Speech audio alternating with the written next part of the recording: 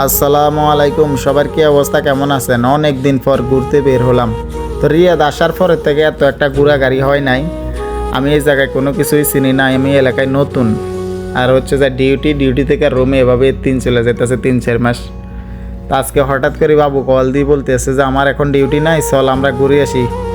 ওই যে বাতা যামো, ওই জায়গায় যাবো। তো সামনে আছে ফাবেল আর হচ্ছে বাবু, আমি পিছনে আছি। তো চলে গেলাম আর কি, আমার ঘুরতে ভালো লাগে এই জন্য চলে গেছি। আমি পরে ঘুমামুনি।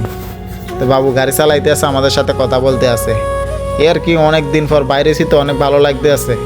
আর দাম্মামে তো মনে করেন না, আমার সাদিক মাদিক ছিল, যখন যেখানে মন চাইতো ওখানে চলে যেতাম। ফুটবল ক্রিকেট সব খেলা যাইতো।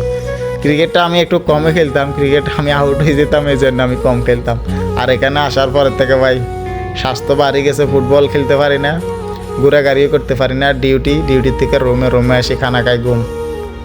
তা চলে যাইতে আসি বাতা মার্কেটের দিকে। তো ভালো থাকবেন, সুস্থ থাকবেন।